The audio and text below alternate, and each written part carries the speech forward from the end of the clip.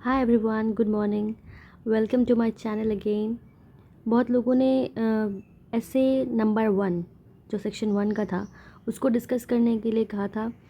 बाकी दो ऐसे मैंने डिस्कस कर दिया है और जिसमें मुझे इस ऐसे में मुझे 44 मार्क्स मिले थे। बाकी तो मैंने जो डिस्कस किया था उसमें मुझे 59 और 55 मिले थे। तो लोगों का कहना था कि मुझे ये भी दिखाना चाहिए 44 वाला। तो ठीक है, मैं आपको 44 नंबर वाला भी दिखाऊंगी। Let's get started. पहले मैं ऐसे का टॉपिक पढ़ती हूँ कि क्या था।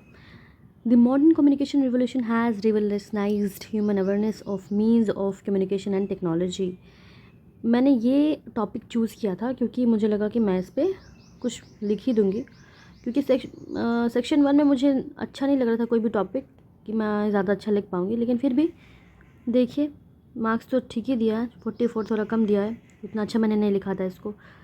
ये मैंने दूसरा ऐसे लिखा था, पहले मैंने सेकंड वाला अटेम्प्ट किया था, फिर ये और फिर लास्ट वाला। तो ठीक है जैसे मैं स्टार्ट करती हूँ एनेक्डोट से, तो वही मैंने यहाँ स्टार्ट किया है। Raju is a farmer with his desire to send his daughter to Delhi for higher studies. He felt emotional of not having her loving daughter in front of him. However, with the modern communication method of video call, Raju managed to fulfill both his desires of virtually having her daughter in front of him and providing her higher studies. मैंने यहाँ पे एक कहानी से बताया है कि modern communication revolution किस तरह से राजू को मदद कर रहा है अपनी बेटी को वर्चुअली पास रखने में और उसको एजुकेशन भी प्रोवाइड करने में। ठीक है, तो मैंने मॉडर्न कम्युनिकेशन रिवोल्यूशन का कुछ एक कहानी बताया है। उसके बाद मैंने लिखा है the above instance is one of the dimensions of awareness of modern technologies that is paving the way for communication revolution. In this essay, we will discuss the dimensions of human awareness that have revolutionized after the modern communication revolution. That has revolutionized after the modern communication revolution. पता नहीं यहाँ पे मुझे clarity नहीं हो रहा मैंने क्या लिखा है. In this essay, we will discuss the dimensions of human awareness that have revolutionized the modern communication revolution होना चाहिए था. आफ्टर मैंने यहाँ पे पता नहीं क्यों लिख दिया था. ठीक है, आगे बढ़ते हैं. Today, with the means of communication like social media apps, Twitter, WhatsApp, etc., and particularly the concept of video call, the lines between the villages, cities, and abroad has blurred when it comes to communication. With the coming of technologies like augmented reality and virtual reality, in particular, and modern communication technologies in general, the whole world has become a global village. मैंने यहाँ पे ये लिखा, मुझे इस topic पे जैसे modern communication revolution पे ज़्यादा फोकस करना था, लेकिन मैंने इस ऐसे में टेक्नोलॉजी एज अ होल को दिमाग में रख कर लिखा था. शायद मुझे इसलिए इसमें कम मार्क्स मिला, तो मैंने उसी लाइंस पे लिखा है. तो देखते हैं आगे मैंने क्या लिखा है. When we turn our attention to agricultural sector with the human awareness of technologies like drones, IoT, GPS, and apps like Meghdoot through different social media handles of governments, the common man like farmers could reap the benefit of modern agricultural technologies, thereby revolutionizing their lives with increased productivity and yield. यहाँ भी मैंने technology को ही दिमाग में रख के लिख दिया है एग्रीकल्चर सेक्टर में, लेकिन लिखना था मुझे मॉडर्न कम्युनिकेशन रिवोल्यूशन के बारे में, कम्युनिकेशन रिवोल्यूशन के बारे में लिखना था. ठीक है, फिर मैंने आगे लिखा not only in agriculture awareness about technology can shape our future leaders as we shall see next. तो मैंने फिर एजुकेशन सेक्टर में जो भी हुआ है रिवोल्यूशन टेक्नोलॉजी में, उसको मैंने यहाँ पे नेक्स्ट पैराग्राफ में लिखा है. एडटेक, टेक्नोलॉजी इन एजुकेशन, इसका मतलब EdTech can have multiplier effect in nation's development as future of a nation is decided from its classrooms.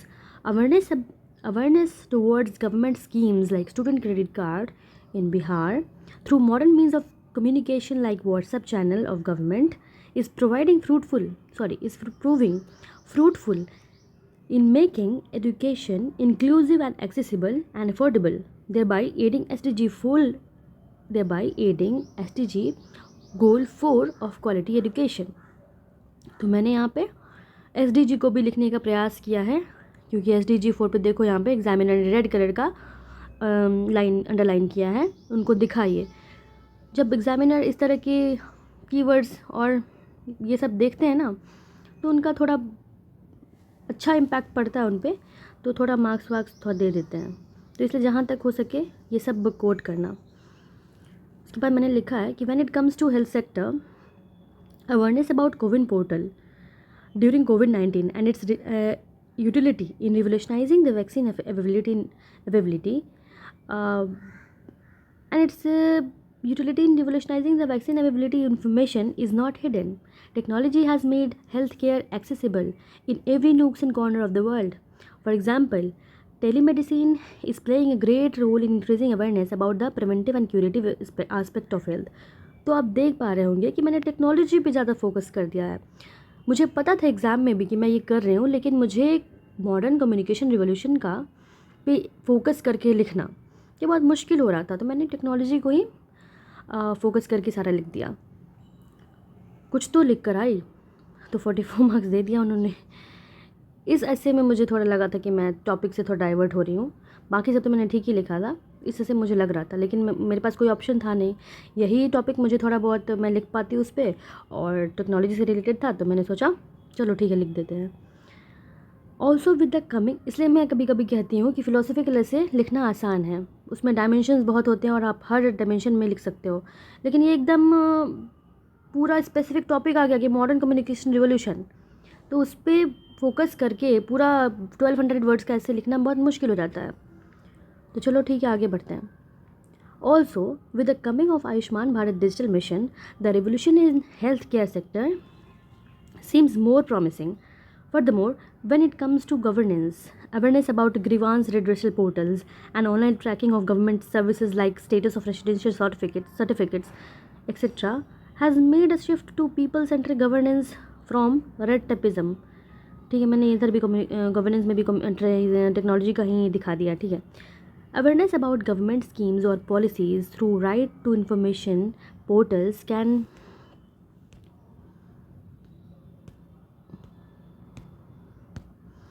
Right to information portals can foster a good governance by making the government accountable, responsible, and strengthen transparency. This would revolutionize governance as a whole. However, all that glitters is not gold. Technology can be a good servant but bad master.